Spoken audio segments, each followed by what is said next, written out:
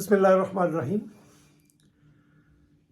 Voice of south Asia पे तमाम देखने और सुनने वालों का ताशाद का सलाम कबूल हो। हम उम्मीद करते हैं कि आप जहाँ भी होंगे खुश खुरम होंगे और अपना मोराल हाई करने की कोशिश करेंगे।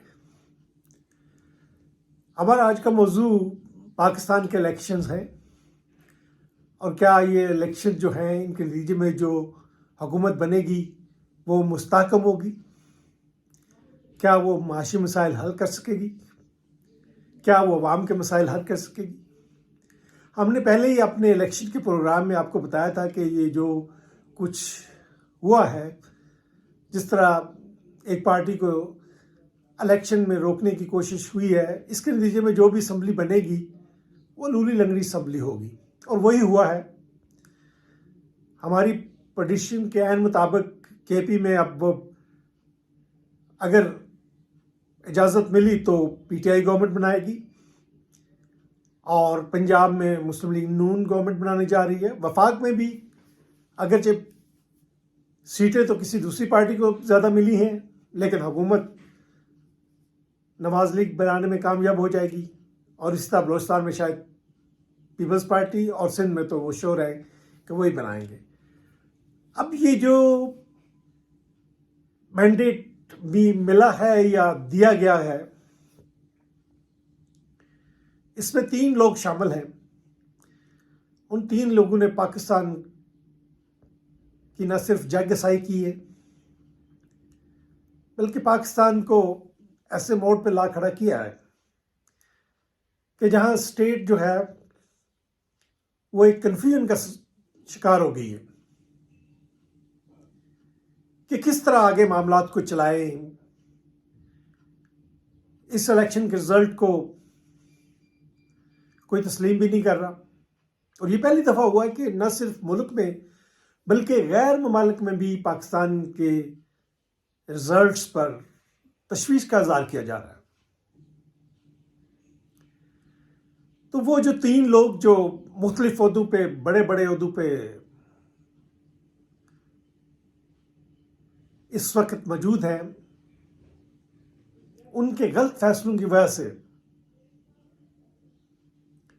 हमें ये दिन देखना पड़ा। वो तो एक अपनी मुद्दत पूरी करके चले जाएंगे, लेकिन पाकिस्तान को ऐसे गहरे कुएं में फेंक कर जा रहे हैं जहां से निकलना इंतहाई मुश्किल होगा। मुझे नहीं लगता कि हम अपनी इकनॉमिक इश्यूज को सही तरीके से हल कर सकेंगे। IMF के पास तो जाना ही पड़ेगा, लेकिन इसके बावजूद भी जब मुल्क में मायूसी का आलम है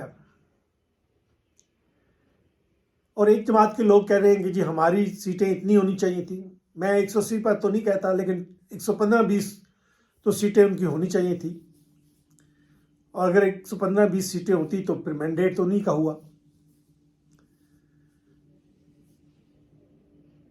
लेकिन नवाज शरीफ साहब ने तो 80 सीटों पर 80 भी पूरी नहीं हुई थी तो उन सीटों पर अपना विक्ट्री का ऐलान कर दिया। एक ऐसा लीडर जो 3 दफा प्राइम मिनिस्टर रह चुका है, उससे ये तवक्को नहीं थी, लेकिन इक़्तिदार की जो हवस है और प्राइम मिनिस्टर के साथ जो फ़वायद वाबस्ता है, जो उनने अपने फैमिली के और अपने हम नवा लोगों के इंटरेस्ट को महफूज करना है, उसके लिए तो वो उनको पोस्ट ज़रूरी थी। अब उन्होंने पंजाब में मरियम नवाज शरीफ और सेंटर में शहबाज शरीफ को वज़ीर आज़म बनाने का ऐलान कर दिया। तो ये सारे मसाइल जो हैं अनफॉर्चुनेटली कुछ लोगों के क्रिएट करता है। अल्लाह करे कि उन्हें अब भी अकल आ जाए और पाकिस्तान में कोई मुफाहमत की सियासत का रास्ता इख्तियार करना चाहिए। देखिए, वो लोग जिनने हथियार नहीं डाले, हमारी प्रॉब्लम्स ऑलरेडी इकोनॉमिक प्रॉब्लम सबसे बड़ी प्रॉब्लम है। उसके बाद हमारी प्रॉब्लम जो है वो टेररिज्म है। एक जो टेररिज्म क्रिएट हुआ है बलोचिस्तान में, बलूचिस्तान लिबरेशन फ्रंट का, और दूसरा जो तरीके तालिबान पाकिस्तान है, उसके अभी भी जो हमले हैं वो नहीं रुके, किसी ना किसी शक्ल में वो निकल आती है। तो अभी वो जो लोग हैं जिनने 3-3 साल रहना है, जो हमारी तरह एक सर्विसेज में आए और उस सर्विसेज की वजह से उनको वो मकाम हासिल हो गया कि वो मुल्क के फैसले कर सके, इसमें हमारे पॉलिटिशियन का भी कसूर है कि हम बार बार उन्हीं की तरफ देखते हैं और उन्हीं को अपना एम्पायर समझते हैं। मैं सोच रहा था कि इलेक्शन कमीशन कोई अपनी लेगेसी छोड़ के जाएगा, लेकिन मेरे ख्याल में ये हमारी हिस्ट्री का वर्स्ट इलेक्शन कमीशन था।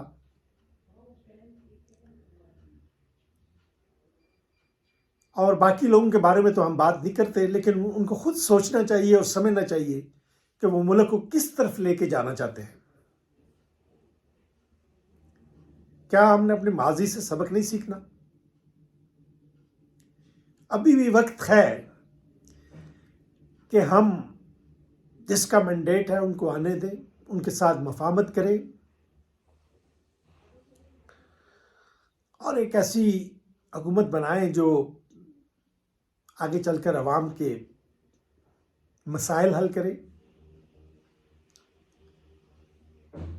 और इस मुल्क में जो पिसा हुआ तबका है, जो गरीब तबका है, वो सुख का सांस ले सके। नौजवान जो हैं उनको कोई उम्मीद नजर आए। लेकिन जब आप मैंडेट ही छीन लेंगे, 50 अरब रुपये हमने किस लिए खर्च किए इलेक्शन पर? अगर हमने इस मैंडेट को अवाम की ख्वाहिशों के मुताबिक नहीं आने देना था, तो फिर तो हमें मिस्र के अस्सीसी वाला मॉडल तैयार कर लेना चाहिए था। आप खुद आए, अभी तो मौका भी अच्छा है। यूक्रेन वार और इजराइल वार की वजह से अब अमेरिका हम पर कम पाबंदियां लगाएगा। हम उसको बता सकते हैं कि जी हमारी ये मजबूरी है और हम अभी डेमोक्रेटिक सिस्टम की तरफ नहीं जा सकते। तो फिर वो एक अस्सीसी मॉडल चला लें और अगले 10 साल के लिए कम से कम कोई ऐसा मॉडल लाएं जिससे स्टेबिलिटी हो, जिसमें मुल्क की मईशत चल सके और ये मुल्क के जो नौजवान तबका है वो आगे बढ़ सके।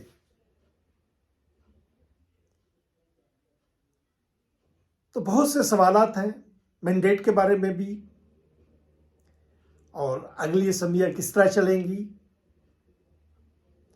और क्या ये मुल्क अफरा तफरी का शिकार रहेगा, और क्या सिर्फ 3-4 लोग ही फैसले करते रहेंगे,